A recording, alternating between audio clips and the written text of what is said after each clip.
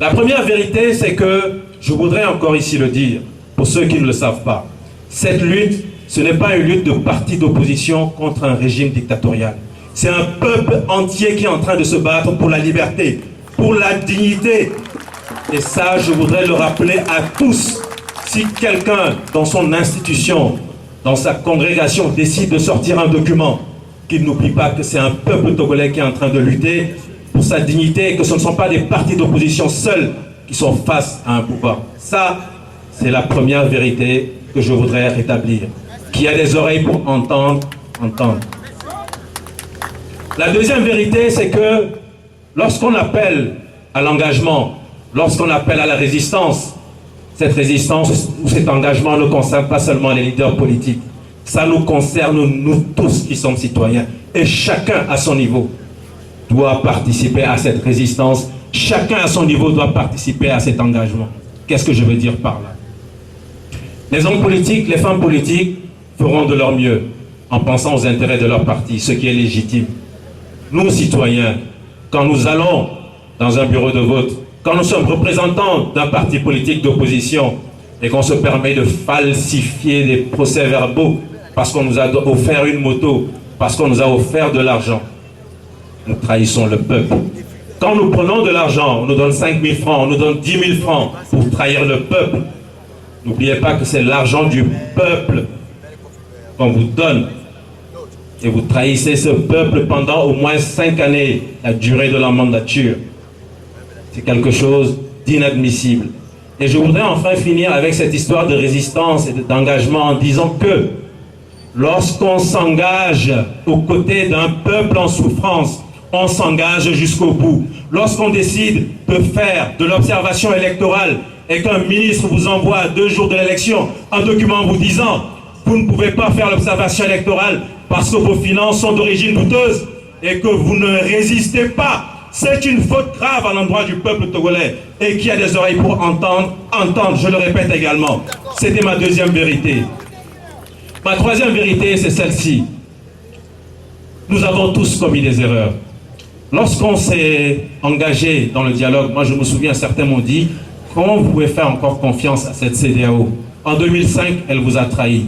Je reconnais aujourd'hui une erreur, parce que la société civile, en tout cas celle dans laquelle je me trouve, avait décidé de soutenir le dialogue imposé par la situation et le dialogue facilité par la CEDEAO. Nous avons vu ce que ça a donné.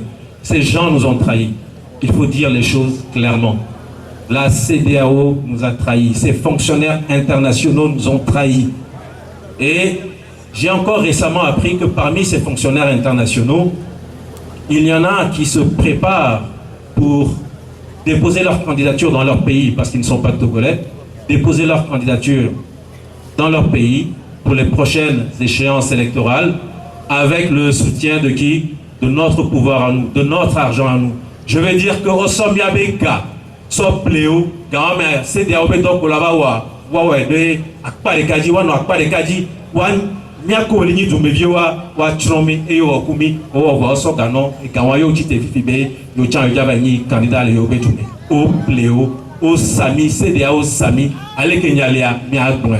Donc, ça, c'était ma troisième vérité, et tout cela, je tenais à le dire encore ici une fois. Si la CEDEAO doit venir dans ce pays, qu'elle sache qu'elle nous a poignardés en 2005.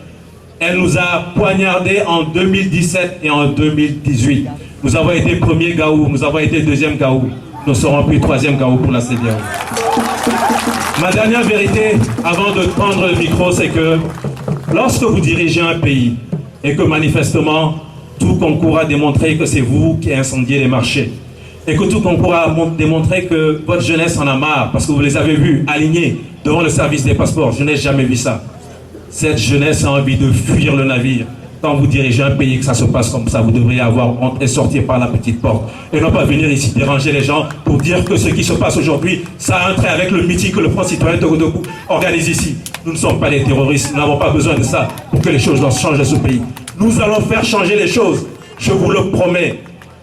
À Lokbalo, à Sigbalo, et quoi les Gilles là?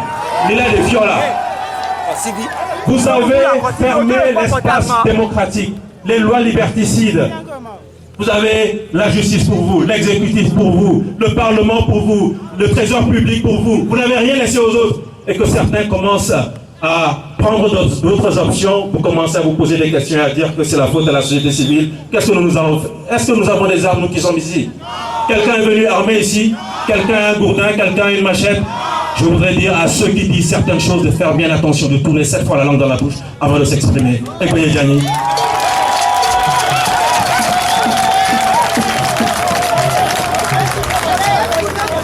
Mais il n'y a pas pour